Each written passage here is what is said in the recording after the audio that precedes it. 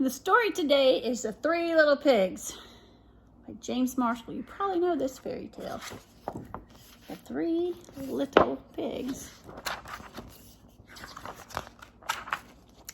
Once upon a time, an old sow sent her three little pigs out into the world to seek their fortune. Now be sure to write, she said, and remember, I love you. Well, the first little pig met a man with a load of straw. I know, said the little pig. I'll buy your straw and build a house. It's not a good idea, said the man. Mind your own business, thank you, said the little pig. And he bought the straw and set out about building a house. It took him no time at all. Very soon, a lean and hungry wolf happened by. Pig was just about his favorite food in the world. So he knocked on the door and said, Hey, little pig, let me come in. To which the pig replied, No, not by the hair of my chinny chin. This annoyed the wolf to no end, and he said, Then I'll huff and I'll puff and I'll blow your house in. Go right ahead, said the little pig. So the wolf huffed and he puffed and he blew the house in, and he gobbled up the little pig. The second little pig met a man with a load of sticks. I've got it, said the little pig. I'll buy those sticks and build a house. I'd think twice about that, said the man. Oh, phooey, said the little pig. What you don't know is good. And he bought the sticks and he went to work building a house. Very pretty, he said.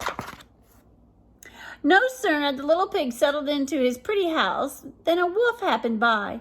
He was still hungry and he said, Little pig, let me come in.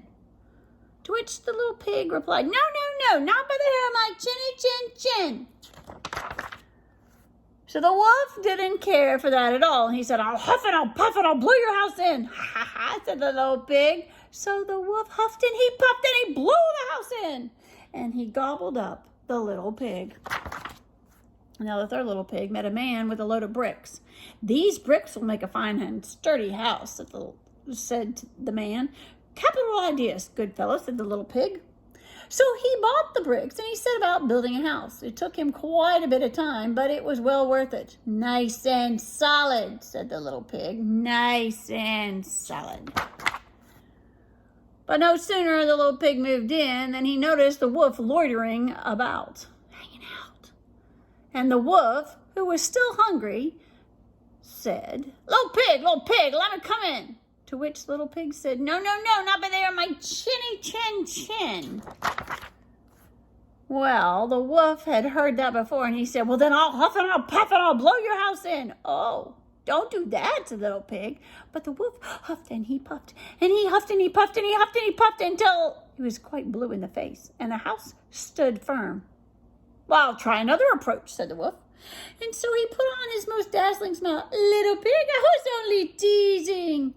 By the way, I hear tell that Farmer Jones has the most scrumptious turnips. Shall we go and pick a few? Oh, I'm too busy now, said the little pig. Maybe about tomorrow morning. Excellent, said the wolf. I'll come for you at 6. Well, the next morning, the little pig got up at 5. And he hurried off to Farmer Jones' turnip field, and he picked a basket full of scrumptious turnips and dashed back home. And when the wolf arrived at 6, the turnips had already been boiling in the pot. Sorry, I couldn't wait, said the little pig, and the wolf tried not to show his displeasure. No, I'm done. By the way, there's a lovely apple tree down in the Merry Meadow. Shall we go and help ourselves to a few apples? Well, I must cook my turnips, said the little pig. Let's meet there tomorrow morning. Splendid, said the wolf. Shall we say maybe 5 o'clock? Well, the next morning, the little pig was up at 4. And went off for the apples. It took longer than he expected to reach Merry Meadow, and while he was busy gathering apples in the highest tree, he saw the wolf approaching.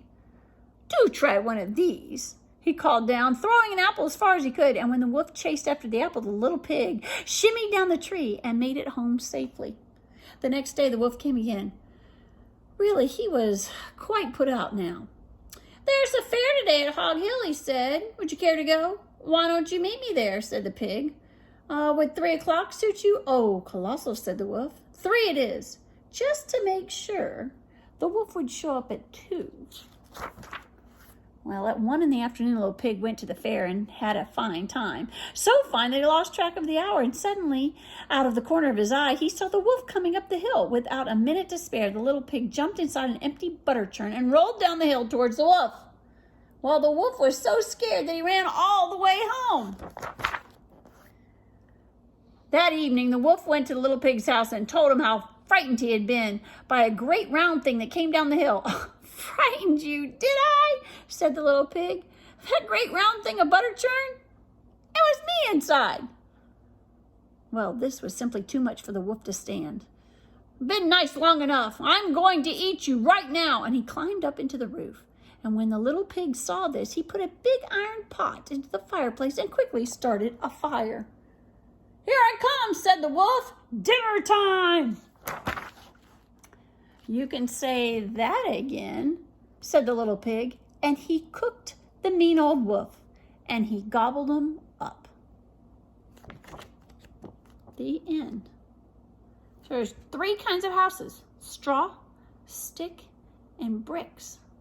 Only one could withstand the wolf's huffing and puffing. It's a good story. Mean old big bad wolf.